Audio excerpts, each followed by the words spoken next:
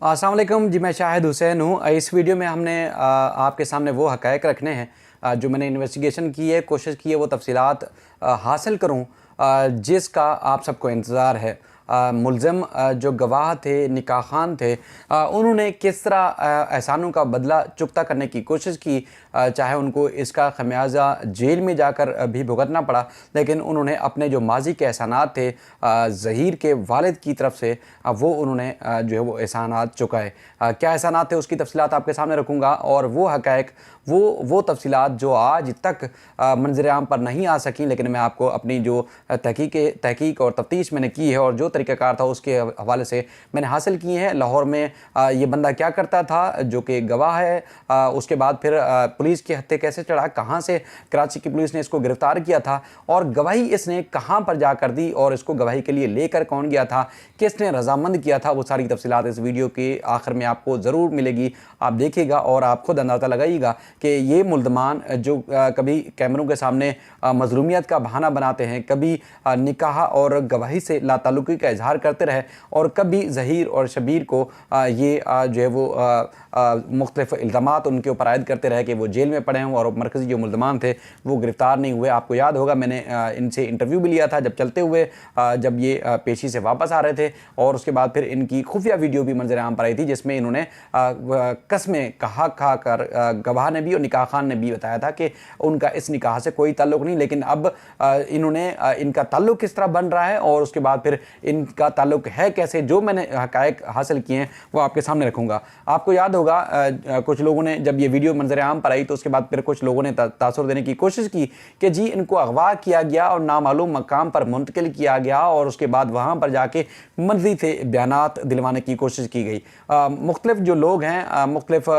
जो इनके social media के लोग हैं वो भी बार बार कहते रहे जी इनका तो निकाह से कोई ताल्लुक़ नहीं, इन्होंने निकाह पढ़वाया नहीं, गवाह ने गवाही नहीं दी और मज़लूम बेचारे और न जाने बेबस लोगों को जो है वो फंसाया गया है और इनका तो कोई ताल्लुक़ ही नहीं है। और गवाह और निकाह खान भी ये कहते रहे मुख्तलिफ़ औक़ात में कि हमारा तो कोई वास्ता ही नहीं है और हमने निकाह पढ़ाया ही नहीं है, मेरा नाम इस्तेमाल हुआ और हमने कभी इस तरह की चीज़ की नहीं। लेकिन जब मैंने इन्वेस्टिगेशन की, चूँकि मैंने कोशिश की है कि इसको सीरियल वाइज सामने रखूँ कि कौन किस हद तक मुजरिम है, किसने किस हद तक इस जुर्म का साथ दिया है, ना सिर्फ जुर्म करने बल्कि जुर्म को छुपाने के लिए भी इन्होंने किस किस तरह के पापड़ बेले हैं, वो सारी तफसीलात मैं आपके सामने रखता रहूँ। मैंने अब इब्तिदा की है और इंशाल्लाह आने वाले दिनों में आपको सारी हक़ाइक़ और सारी फैक्ट्स पूरी तफसील के साथ जो है वो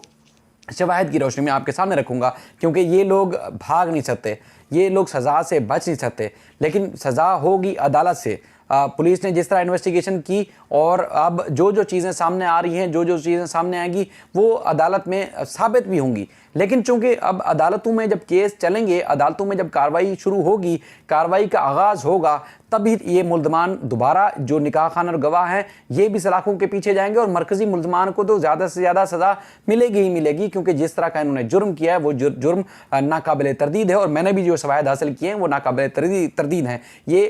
इन जो मैं वीडियो रखूँगा इसका कोई इनकार ही नहीं कर सकता कि ये फैक्ट्स वैसे हैं। मैं आपको दावे से कह रहा हूँ, अगर कोई इन फैक्ट्स को, इन हक़ाइक़ को चैलेंज करना चाहे तो मैं उसके लिए मनाज़रे के लिए भी तैयार हूँ कि वो मेरे साथ बैठे और मुझे अपने हक़ाइक़ और उनके जो फैक्ट्स हैं वो भी बयान करें और मैं भी हक़ाइक़ सामने रखूँगा कि जो मैं बयान करने लगा हूँ क्या वो दुरुस्त हैं या उसके बाद फिर जो वो बयान करेंगे वो दुरुस्त होंगे। ये हक़ाइक़ और फैक्ट्स सामने आपके सामने रखते रहेंगे। मैंने जो हक़ाइक़ हासिल किए हैं वो जो ये असगर अली हैं गवाह जो हैं इनके हवाले से मैंने इब्तिदाई तौर पर आपके सामने रख रहा हूँ। इसके जो जनाब ज़हीर के वालिद हैं मुनीर मरहूम साहब, अल्लाह उनको बख्शिश करे, अल्लाह ताला उनकी मग़फ़रत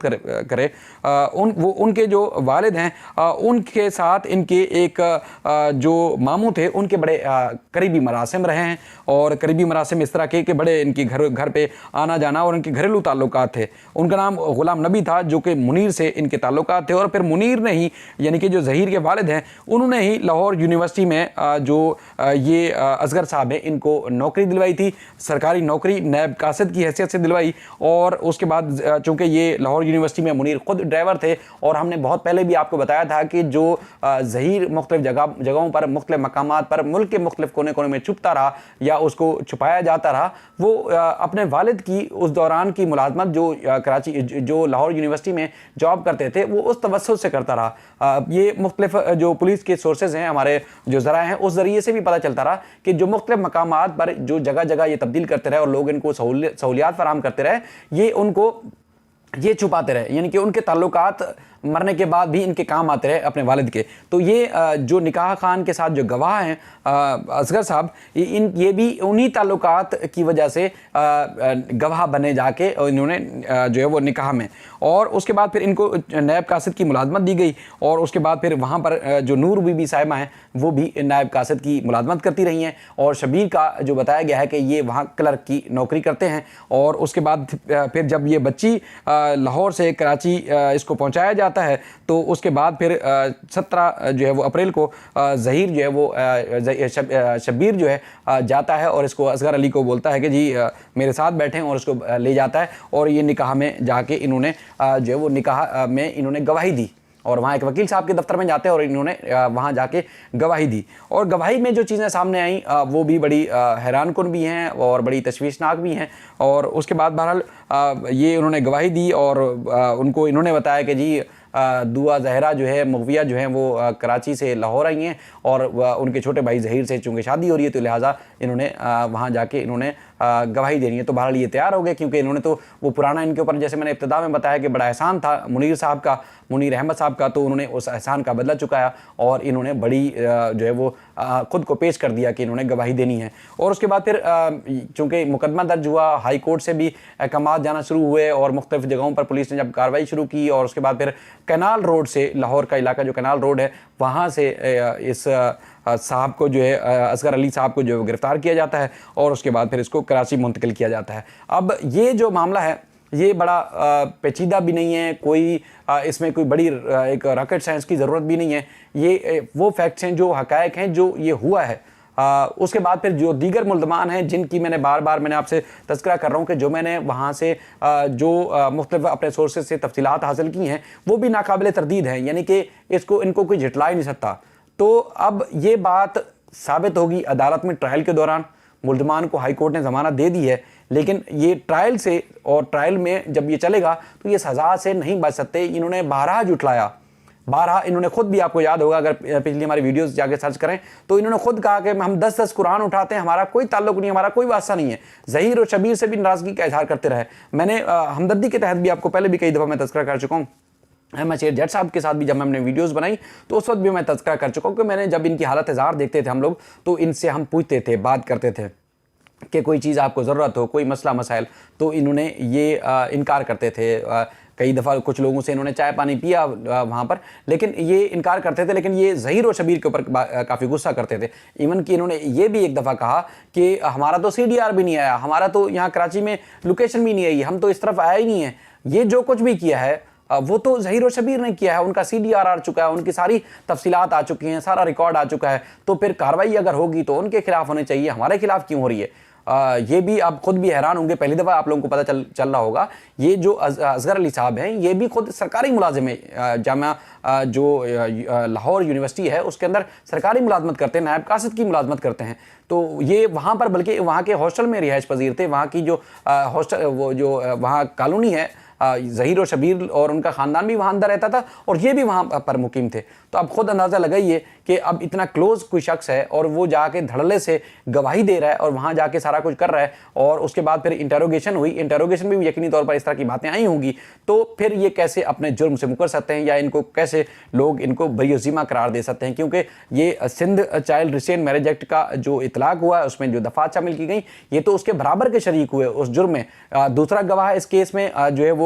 शबीर है और शबीर ना सिर्फ गवाह की हद तक मुजरिम है बल्कि उसने तो अगवा करने में भी शामिल है, जो कि उसके अपने स्टेटमेंट्स हैं। मैं कोशिश करूंगा जिस तरह आगे जाके उसके ऊपर भी जो मैंने CDR के बाद जिस तरह अपनी इन्वेस्टिगेशन की थी वो भी बारी बारी तकरीबन रोज़ एक आपको वीडियो कोशिश करूंगा अगर रखूंगा कि इन लोगों ने किस हद तक किस तकनीकी अंदाज से टेक्निकल बुनियादों पर इन्होंने जो कार्रवाई डाली और उसके बाद फिर चकमा भी दिया, और उसके बाद फिर आखिर में जब मैंने पिछली दफ़ा जब ज़हीर और शबीर के साथ ये पेशी से वापसी में जा रहे थे तो ये हथकड़ियाँ लहरा लहरा के बोल रहे थे जी हमने तो बड़ा इस्लाम के लिए कर रहे हैं, बड़ी दीन की खिदमत के लिए हमने ये सब कुछ किया है। तो भाई दीन की खिदमत आपने जुर्म करके नहीं करना, आपने दीन की खिदमत दीन के तर्ज पे रहते हुए दीन के कामों पर अमल पैरा करके आपने दीन की खिदमत करनी होती है, ना कि कोई जुर्म करके आप संगीन नोयत का जुर्म करके दीन की खिदमत करेंगे। इस तरह की आपकी खिदमत को कोई कबूल नहीं करेगा। तो बहरहाल उम्मीद है कि जो एविडेंस हैं, जो शवाहिद है, इस बुनियाद पर इनको ज़रूर सज़ा मिलेगी और मज़ीद जो भी शवाहिद होंगे, जो भी एविडेंस होंगे, हम कोशिश करेंगे कि आपके सामने रखें। ये एक एहतजाज का सिलसिला है, ये थमने वाला नहीं है।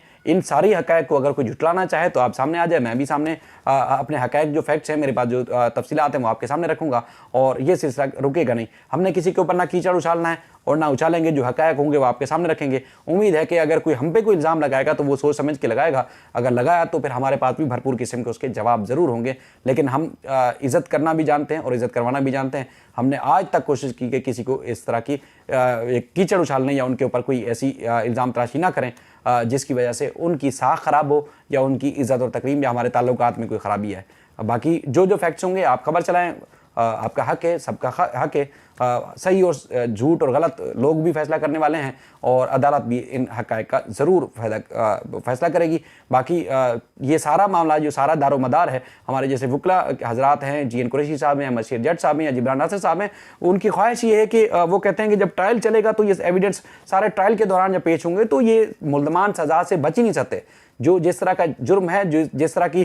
शवाहिद हैं, जिस तरह का ये जो अगर ये पुलिस ने इसी तरह अगर इन्वेस्टिगेशन की है तो एक किस्म का ये एतराफ़ जुर्म भी हो सकता है कि इतने बड़े पैमाने पर जुर्म करने के बाद फिर ये मुल्ज़मान सज़ा से कैसे बच सकते हैं। अदालत ने या प्रोसिक्यूशन ने तो शवाहिद ही पेश करने अदालत में, जिसकी बुनियाद पर अदालत ने उनको सज़ा देनी होती है। तो उम्मीद है कि ये शवाहिद अदालत के लिए काफ़ी होंगे, जो फ़र्दन मैं मज़ीद भी सामने लाऊंगा और यकीनी तौर पर पुलिस अपने काम भी मुकम्मल कर चुकी होगी, जो कि अब तक मंजर आम पर नहीं आया। शायद अदालत में जब ये पेश होगा, कार्रवाई का आगाज़ होगा तो वो भी चीज़ें सामने आएगी। और अपना ख्याल रखिएगा, ये सिलसिला जारी रहेगा और हम कोशिश करेंगे जब जब ये चीज़ें सामने आती रहेंगी, हम एक एक फ़र्द के बारे में जो इस केस से जुड़ा हुआ है, उसका जो रोल है, उसके जो हक़ाइक़ हैं या उसका जो किरदार इस केस से रहा है वो बेनकाब करते रहें। अल्लाह हाफ़िज़।